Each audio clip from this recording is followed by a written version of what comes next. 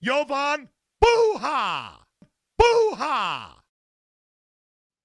Yo, I'm Jovan Buha, Lakers beat writer for The Athletic, and I just got back from the Lakers Timberwolves preseason opener where the Lakers lost 124 to 107 here in Palm Desert without LeBron James, without Anthony Davis, no Christian Wood, no Jared Vanderbilt, no Cam Reddish.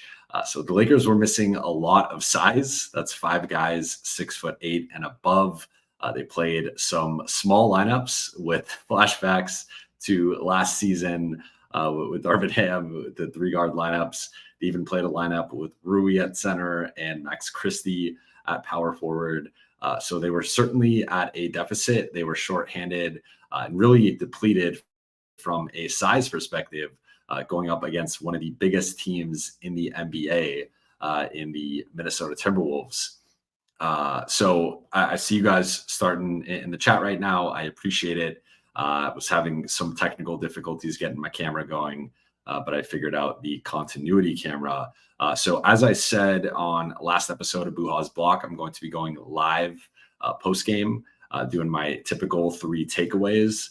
And then I'll be answering some of your questions. So if you guys have any questions you want me to hit on from tonight's game, please drop them in the chat. But quickly to go over the box score, I'm not going to touch on Dalton and Max too much with the box score stuff, just because those are going to be each one of my takeaways. But so Rui, 9 points, 6 rebounds. Didn't think he had a great game, particularly defensively. Jackson was active, 9 points, 6 rebounds. D'Lo had 14 points, 6 for 11 shooting. Austin led the team with Dalton, alongside Dalton with 16 points, 5 rebounds, 7 assists, and 3 steals. I thought he was pretty active defensively and competed hard. And really, we saw this shift offensively. And no LeBron, no AD, but the Lakers have been hyping up Austin in terms of his role and how much they want to increase his usage. And I thought we saw that, a glimpse of that at least. And so, ended up not taking as many shots as D'Lo technically, but did go 10 for 10 from the free throw line.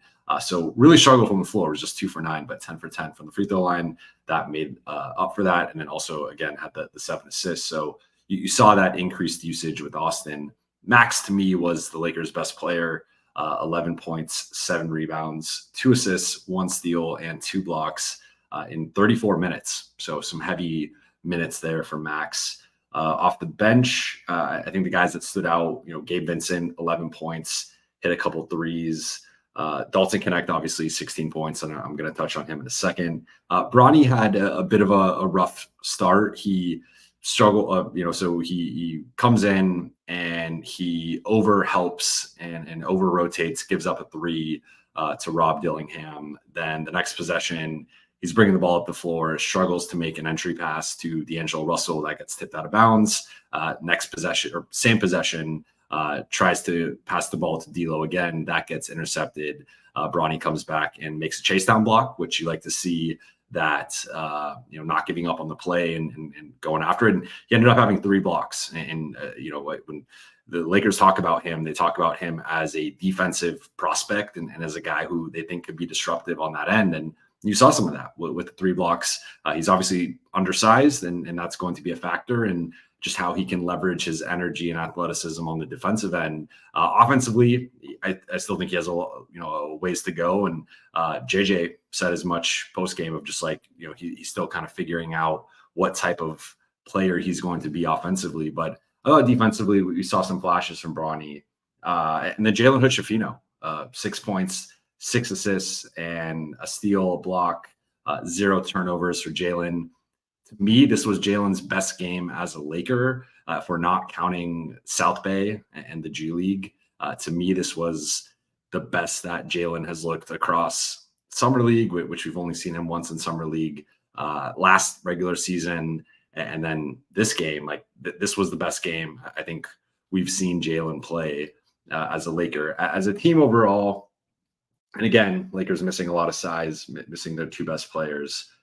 They shot 48%, just 31% on threes, 10 for 32, 21 to 23 at the free throw line. So they did get to the free throw line a lot. They did shoot 91%. But as JJ Redick pointed out post game, they were dominated in the possession battle. So I'm going to pull it up here, where Minnesota took 15 more shots than them, though also took 3 more free throws. So you factor that in, that's 18 more attempts at the basket. They took 5 more threes, which, also just more high efficient looks. They out rebounded them 9-4 in the offensive glass, 41 to 38 overall. From an assist perspective, the Lakers did have 28 assists on 38 makes, which was pretty good. But turnovers, 21 to 16 in Minnesota's favor. So Lakers certainly were a bit sloppy. And before we get into any of the real analysis here, I want to make one thing clear. Like, this is the preseason. It is the first preseason game. And I don't believe in overreacting or just making some grand proclamations. I think, if anything, there was some confirmation with certain things, but it's going to be a long, like, the Lakers still have almost 3 weeks until the regular season starts. They have 5 more preseason games, at least a few games with their starters. So I think it's way too early to make proclamations in any direction. But I do think there were some encouraging things, and that's what I'm going to focus on again, because this was an incomplete team. They had 10 of their 15 roster players, including only 1, or I guess 2 with Rui, of their real bigs. Like, they had 2 of the 6 bigs, depending on who you consider bigs. I would say Christian, Vando, LeBron, and AD are all bigs. So only having 2 of the 6, like, against a team like Minnesota, who has Gobert, who has Garza, they have a bunch of big 3rd and 4th string guys. Like, I just thought you saw them dominate the paint at times. And Lakers weren't really small in the first half again, but that was more so JJ just trying to give the roster players a shot. And even if it meant going max at the 4, 3-guard lineup. And then in the second half, you saw him open that up a bit and go with the Kyler Kelly or Armel Traore, who I thought gave them a boost in the third quarter. Colin Castleton, who I thought had some nice passes and some nice plays. So, like, you saw them go to more of the two-way exhibit 10 guys in like the second half. But for the first half, it was really about, like, here's our 10 guys. Let's see what they look like, even if it is unconventional, weird, wacky lineups. Like, let's just get weird. And JJ has talked about it, with us, of just he wants to experiment and get weird and get funky. And I thought he did that in the first half. So I see some questions. I'm going to see if any of them touch on any of my takeaways, and then that'll be a nice little segue there. George, I think it's just the acoustics in here. I'm in a hotel room, different microphone, but I'll start with this from Anthony. Thoughts on JJ's coaching today. So I'll start with takeaway number 1 was JJ's vision. And this is the first time, like, we've heard about it from players. We've seen scrimmage clips. We've seen glimpses of training camp and practices and whatnot. But this was the first time that JJ Redick coached an NBA game. This was the first time JJ Redick has coached above the 4th grade level with his sons. And he said pregame that he was not nervous, that he was like, I'm sure you guys think I'm nervous, but it's just, it's just a typical game for me. And I don't have a lot of anxiety. Like, I'm just locked in. I'm excited. And I thought you saw that. Like, I thought he was very engaged throughout the game, in terms of, there was a couple times he pulled D'Lo to the side and was having some animated conversations with him. During huddles, he was drawing stuff up, which is a bit of a new thing for the Lakers and the coaching position. And, it was just, I think he was really engaged from start to finish. But to me, the thing that, like, if we're trying to figure out what does JJ Redick basketball look like, to me, it's the opening possession of the game. So the Lakers are in a horn set where you have Rui Hachimura and Austin Reeves around the elbows. You have Jackson Hayes and Max Christie in the corners. And then you have D'Angelo Russell with the ball. So Rui Hachimura goes and sets a cross screen for Austin Reeves to go from the left side to the right side. D'Lo hits him with a pass, and Austin immediately throws this baseball style, grenade pass to Jackson Hayes in the left corner. Jackson immediately pitches it back to D'Lo, who is now on that side of the floor, and then he hits Rui for a three, which Rui misses. But it was this bang, bang, bang sequence of multiple passes, dribble handoff, creative action, creative off-ball movement. And it's a play that actually JJ Redick stole from Dan Hurley, which I think is kind of ironic that, that was the guy he was in competition with for this Lakers job.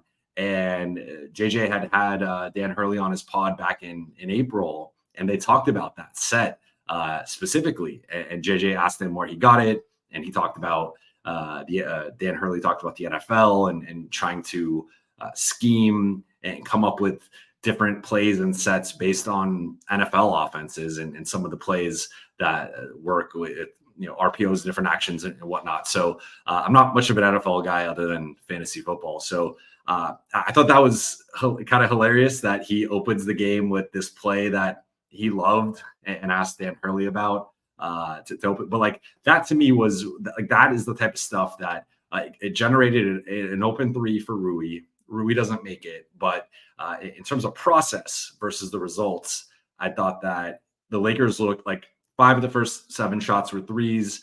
Guys had the green light. I thought the ball movement was solid. And again, I don't really judge this team without LeBron and AD, because if you told me the Lakers are going to play a season without LeBron and AD, I think that's going to be one of the worst teams in the league. So like, yes, they were sloppy at times, even with the preseason caveats, like that, it was sloppy and turnovers and defensively, I think there's a lot of room for improvement with this group. But in terms of like JJ implementing some new stuff offensively, I thought that was the perfect encapsulation of what that could look like, and doing those types of actions, involving your right. I mean, Max was the only guy not involved in the play. He's the decoy in the corner of, if his guy cheats off, now you're hitting Max and he's getting a wide open, corner three from the right side. So like that's a play where multiple guys are touching the ball. You're leveraging off-ball actions, and you're leveraging the defense not expecting Austin to throw that type of pass that quickly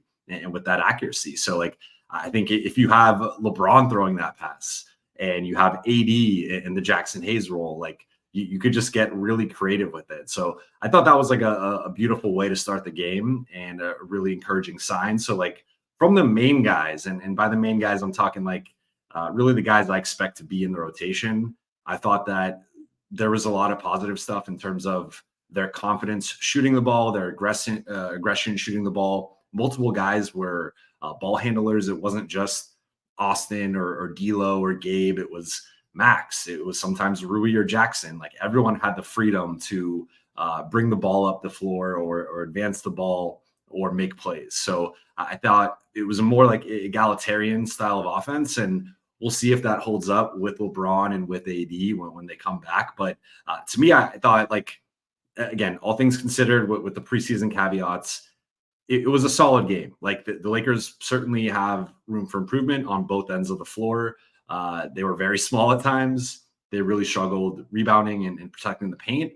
But based on who was out, that made sense. And that's the exact result I would expect. So I don't really hold that against JJ and his coaching staff. Afterward, he identified several areas.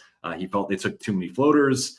He took, the possession battle and the rebounds, the turnovers. So like, I also thought he was pretty candid and pretty analytical after the game in terms of like what actually went wrong and what they could be better with. So overall, like I feel like it was a solid debut for JJ Redick. Obviously not the result that the Lakers wanted, but it was a preseason game, no LeBron, no AD. So with all those like caveats out of the way, like I just think it was solid in terms of process, but it could certainly be better. And I think it will be better moving forward.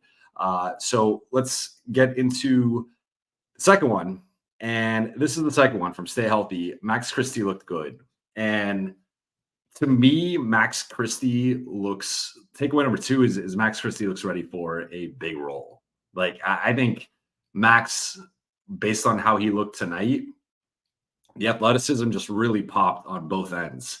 He had so Max's final stat line, I have it here: 11 points, 7 rebounds, 2 assists, 1 steal, 2 blocks, 5 and 9 shooting. Was just 1 for 5 on threes, but I thought he was playing within himself, taking pretty good shots. But like I think if you've had Max Christie stock, I think it's a pretty good. It's looking like a pretty good bet right now. And I think for the Lakers, they obviously made an investment in him this summer. They signed him before free agency technically started. They took a bet on a guy who did not really have a consistent role through his first 2 seasons. But to me, the defensive playmaking with being disruptive, blocking shots, deflecting passes, and poking balls loose, and then the rebounding and the cutting and the shooting. And to me, he looked much more confident as a ball handler and just attacking the rim, getting downhill, creating shots for his teammates. Like there was a lot to like with Max Christie. And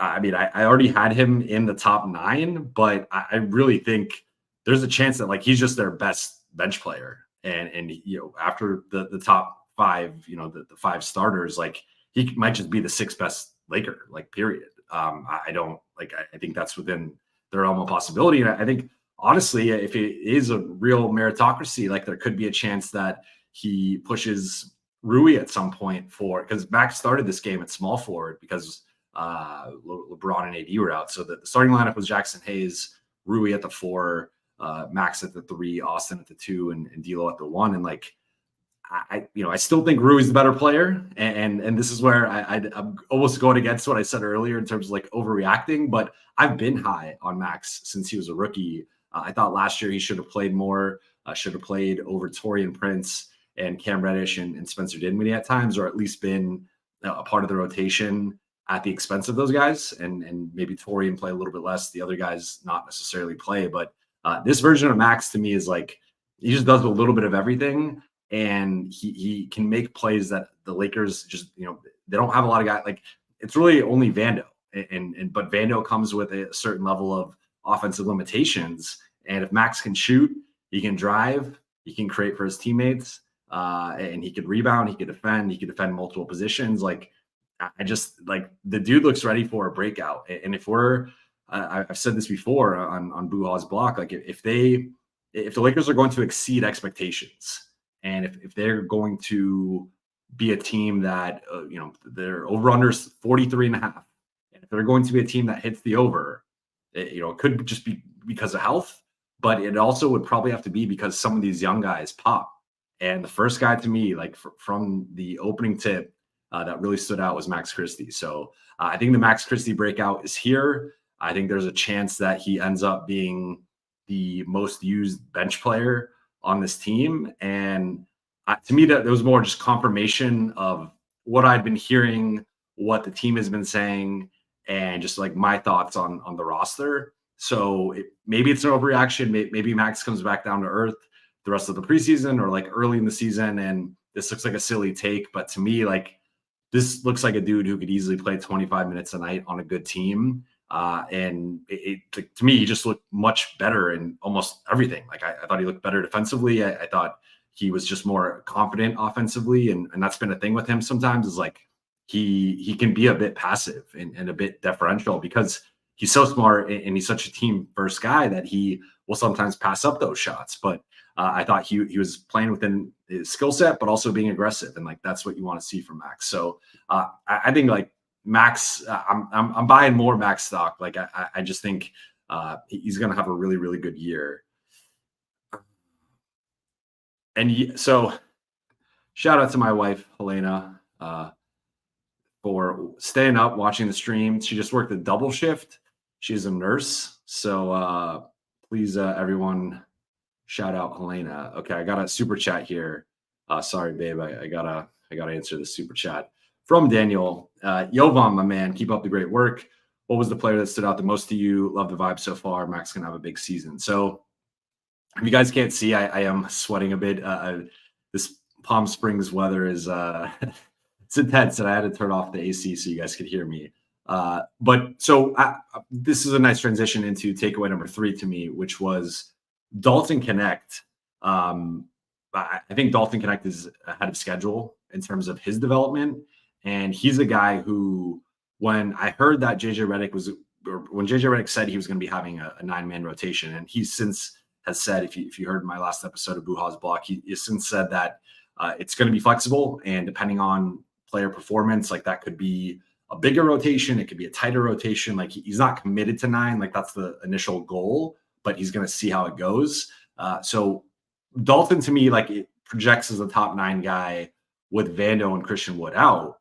But if, when those guys get healthy, assuming they get healthy, Dalton might be on the outside looking in my opinion, along with Christian. And I think if Dalton plays like he did tonight, so Dalton finished with 16 points, 3 rebounds, 2 assists, a steal, a block. Lakers were very active defensively in terms of steals and blocks. I'm curious what they had 9 steals and 12 blocks. So despite being undersized, I thought, and of course they're going up against Wolves' second, third, fourth string guys, but like I just thought that the defensive competition that was encouraging, even if obviously I think the defensive results were not what the Lakers had hoped for. But to me, Dalton, his ability to cut into space, like he just has this knack for back cutting and finding the slivers in a defense at the right time. And that's just like an intangible thing that it's like off of instinct that you just can't really teach. So I think Dalton, like that, like, of course, the shooting and the quick trigger, and he hit a couple threes, but he had a couple dunks, and one was a back cut, like a slip, and then one was a back cut, and he dunked on someone, and I forgot which player he dunked on, but like the Lakers, like that was the most the Lakers bench celebrated.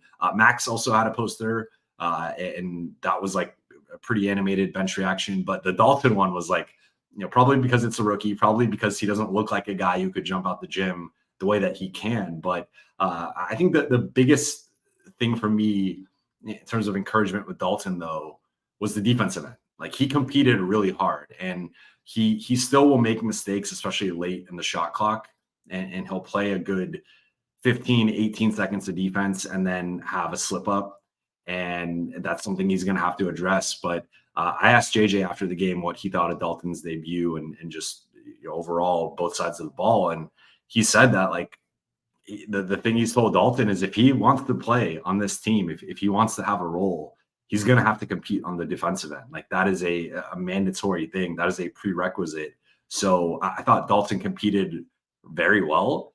And again, necessary caveats of preseason, like Wolves, second, third, fourth string guys. But like if Dalton can at least compete and bring that approach to the defensive end, because I don't feel like he did that in summer league.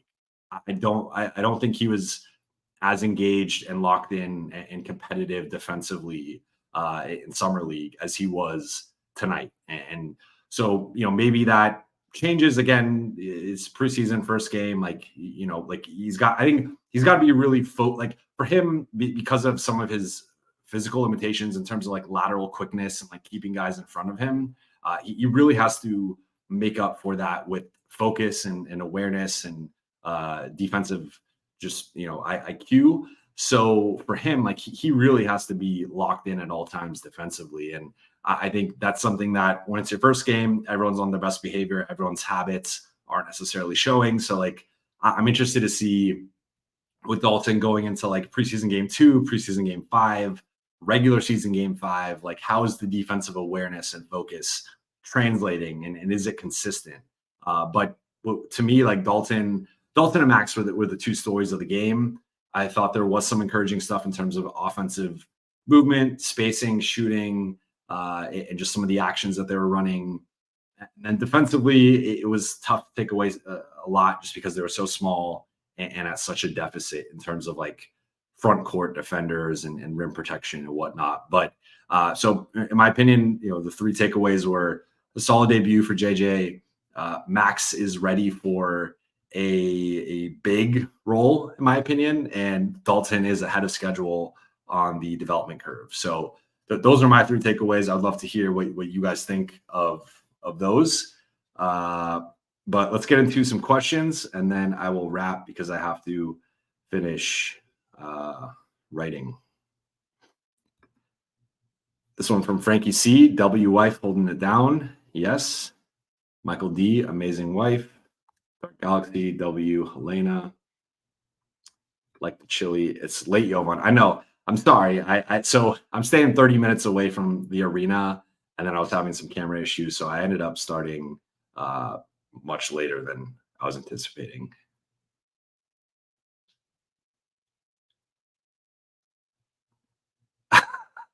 This question from Dark Galaxy. Jovan, what do you think JJ's reaction would be if you mentioned something about keeping his hands out of his pocket? Do you think he would realize the relation? Potentially. I mean, JJ is very on, or he was very online. I don't think he's very online anymore. But I'm sure he's aware. Yeah, this one from FG Betafile. Never mind the final score. I was encouraged by the young guys tonight. Like that's the thing and I if I was a fourth takeaway, it would be Jalen Hood-Schifino and his progress and like just his confidence. And again, I said I thought this is the best game I've seen Jalen Hood-Schifino play as a Laker. So I think overall, like the biggest takeaway is just like the young guys popping, specifically Max, Dalton, Jalen. I think Bronny has a ways to go offensively, just getting more comfortable. Maxwell Lewis had a quiet game, and that's something to monitor just in terms of like him showing more progress. Like he had a nice assist in transition, but that was it off the top of my head in terms of like positive plays. And then some of the young, like Colin Castleton, Armel Traore, like they had some moments, but really to me, it's those key guys of Max, Dalton, Jalen. And if at least two of those three can continue on their current trajectory and be rotation guys and be productive and like exceed expectations, that again is a way for the Lakers to be a top 6 seed, be a team pushing for potentially 50 wins, and maybe even offset a potential LeBron or probably not AD. I think if they lose AD, they're screwed. But if there's a LeBron or D'Lo or Austin injury, I think the Lakers are potentially better. They're almost certainly better equipped to withstand it if you have Max, Dalton, Jalen stepping up and playing better, right? So, like the Lakers clearly have a lot of depth on the perimeter. I have more concerns about the front court, and that's where potential, the Vando potential absence, missing Christian, potentially, if AD went down at some point, like those absences are tougher for them to, address, right? Because I just don't think they have the personnel. But in terms of the backcourt and the wings, like I think they have solid backcourt and wing depth now.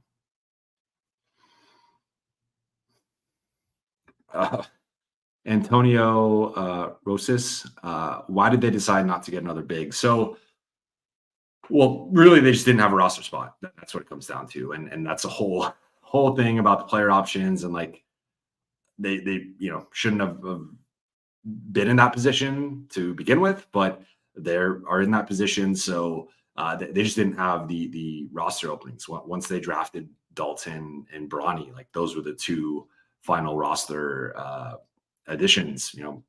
Re-sign LeBron, re-sign Max, and then you had D'Lo plus the 3 minimum guys all opt in. So that was 6 guys that were either free agents or had player options, and then 2 rookies. So like that was over half the roster there, just kind of settled, through the offseason. But I mean, they've taken swings on Castleton, Traore, Kyler Kelly, bringing him in.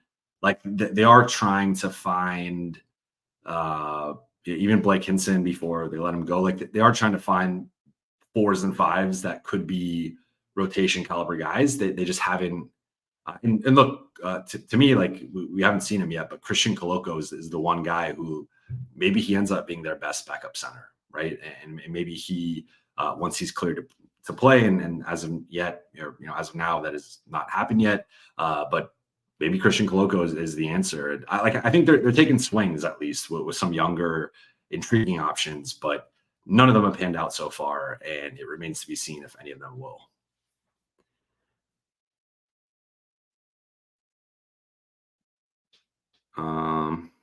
Dark Galaxy, what's the lineup you want to see, Jovan? So I said it in my 5 lineup video on Buha's block. I think the lineup I want to see the most is Austin, Max, Vando, LeBron, AD, because I think we have this sample size now of look at the guys that have played well next to LeBron and AD often, and it's KCP, Danny Green, Alex Caruso, Kyle Kuzma, like those type of wing guys, those two-way wings. And I know Vando is more like a 1.5 wing, 1.5 way wing, right? Like he has some offensive skill, I think, particularly as like a DHO guy and attacking defenses not guarding him. But he's not really a two-way wing. Max to me is a two-way wing. So I just think putting two guys with athleticism, with defensive versatility, that play with a requisite level of energy and effort and do the dirty work that LeBron and AD and even a guy like Austin can't always do because of their offensive load. That to me, I think those two guys would complement them well. And I think there's other, combinations you can mix in. You can mix in D'Lo for Austin. You can mix in Rui for Vando, or even for Max if you want to go really big. But like, I think that's going to end up kind of being like the top 7, in my opinion, is the starters plus Vando and Max. And I think Vando and Max are really going to complement Austin, LeBron, and AD very well.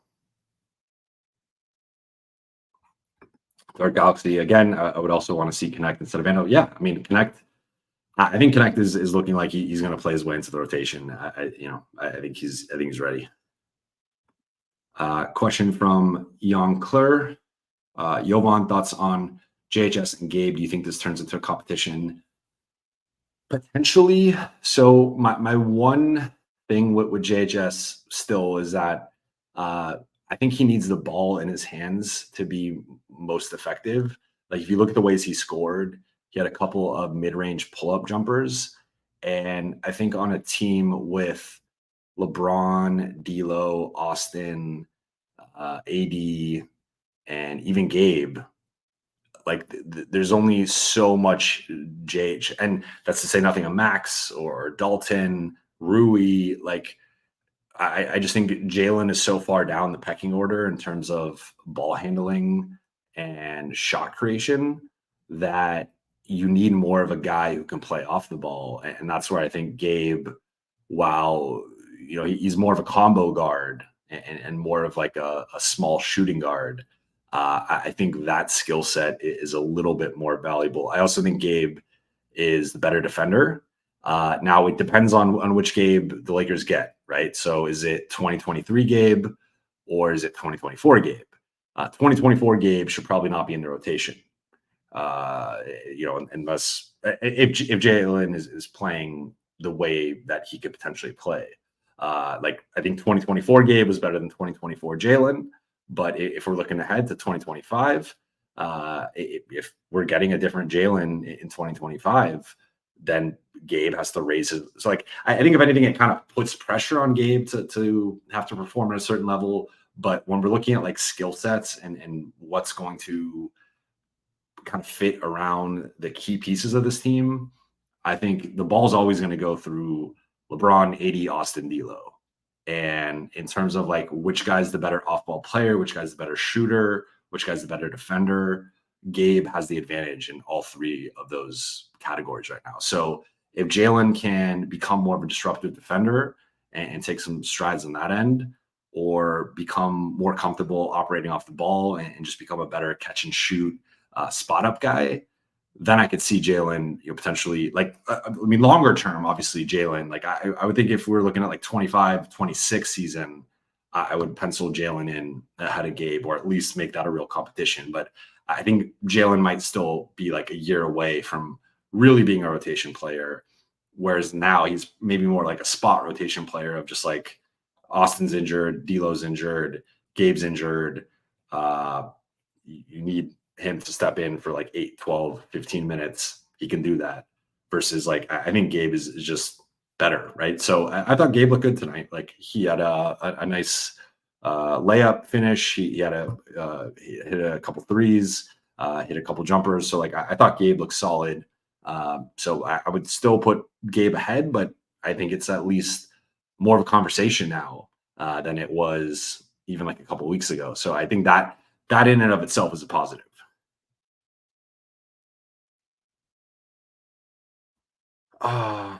Okay. Gonna do a couple more questions here.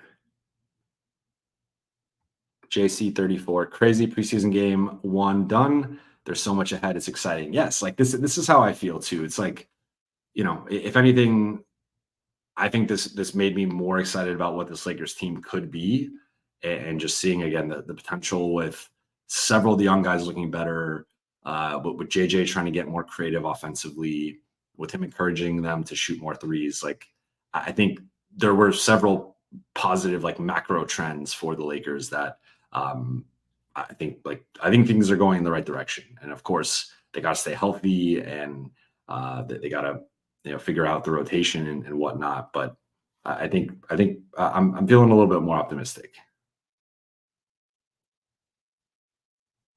Uh, so I'm seeing some questions about LeBron and AD. I don't, I haven't heard anything. JJ wasn't asked about it other than pregame. He did say in the previous practice that they were going to play this weekend, at least one game. So my deductive reasoning would be that they play Sunday against Phoenix.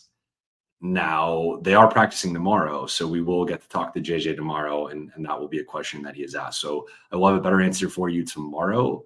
If I had to guess, I would guess they both play, and maybe they just play like a quarter or just the first half, and they play relatively limited minutes. But based on what JJ has said, he had said each one was going to play at least one of the games. Obviously, they didn't play the first game, so I think it's safe to assume they're going to play on Sunday, but we don't know that yet.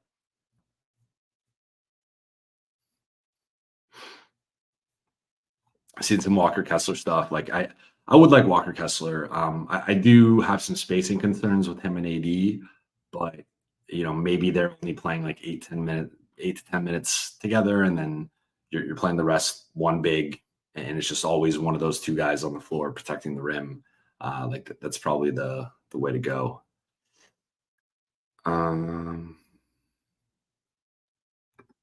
Question here from Ugo Chukwu. I'm sorry, I butchered this. I apologize. Hey, Jovan, would you trade for Steven Adams if you were GM, and would you attach a first for that? I would not attach a first for Steven Adams just because he's been injured or he's just been out for so long that because I want to say he's like 31, pulling it up right now. He's 31 and going to be 32 next summer. So like he's on, historically he's on the downturn of his career, especially for like a role playing big. If it was like a second round pick or a couple seconds, I think I would do it. I would not give up a first for Steven Adams personally, because I'm going to check his basketball reference quickly. The last time he did not play all of last season, and then he only played half the season before because of the injury. So he's basically missed a season and a half. And I don't know. I think that's a little too risky, especially for you only have two bullets with the 2 first round picks. So I wouldn't do that. But okay, good. All good, close enough. I saw you said that. NBA 3-foot Vincent Rui and a first for Dorian Finney-Smith. That's a lot for Dorian Finney-Smith. I think I'd want to make it at least lottery protected, and I'd ideally not want to give up both guys. And I think financially, the Lakers would have to get something back from Brooklyn. Maybe they could get Day'Ron Sharpe or something like him as a backup center. But I like where your head's at. I think that's like the general framework for But if that was like Jeremy Grant instead of Dorian Finney-Smith, I would like that more. I don't think Portland's going to just give him up for a couple firsts, but I'm seeing some people push it. So I've been a Dorian Finney-Smith guy. I think I think offensively he's overrated, and defensively he's underrated. I think the shot scares me, and just the potential of him. Like he's been an inconsistent shooter, that scares me. Defensively, I've maintained. I thought last year he defended LeBron as well as anyone I can remember defending LeBron. Like last season, like mano y mano. The one game in LA where Brooklyn won, I thought that his defense on LeBron was the best I saw anyone defend LeBron last year. So it's one game, but like that just really stuck with me. Of like I just think he's a really good defender.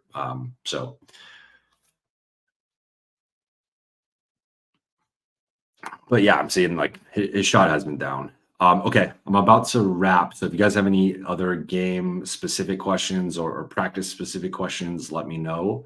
Otherwise, I'm about to wrap up because I still have some writing to do.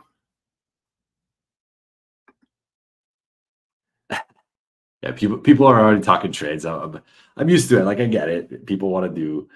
Um,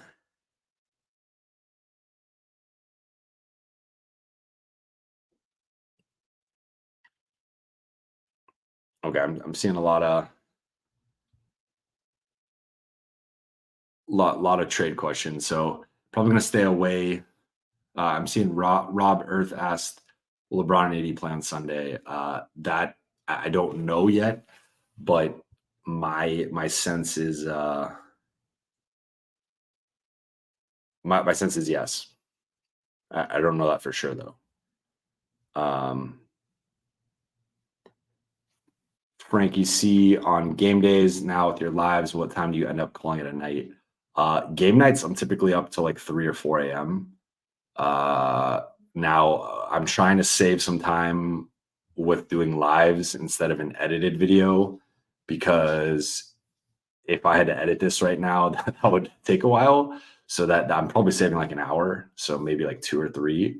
But it's really hard, and it's a first world problem because this is my dream job, is an amazing job. So I'm not trying to complain at all. But like the sensory overload of being in an arena for like 5 to 7 hours and just all the lights and the sounds and constantly talking to people like the whole time, and then you come back and then you have to like find a way, and then I'm still working when I come, I'm streaming or I'm recording a podcast, and then I'm writing, and then it's like I somehow have to like shut my brain off and try and go to sleep. So like that's certainly a challenge on game nights, is like I just sometimes will lay awake for like 30 minutes to like an hour just because I'm so wired. I've had a bunch of caffeine, like already I've had multiple coffees, I had a couple Diet Cokes. Like it's just been not necessarily healthy, but again, not complaining by any means. Um, Jonas, alive. Do you have noise canceling headphones for the arena? Yeah, so I mean, I have the AirPods in right now, and they have noise canceling. I also have the Apple AirPod, the bigger over the ear ones. Those are pretty good with noise canceling. Like I'm fine with the noise. I'm fine with the noise. It's more so just like constant noise for that long that it kind of overloads your sensory system. So I think when I come back, I'm just kind of frazzled. Uh Robert Gonzalez, do you think Colin Castleton makes an NBA team by the end of the year? It's a good question. I think with Colin, I still think he needs to bulk up a bit and improve a bit defensively. That's what I'm going to be watching for the most with him.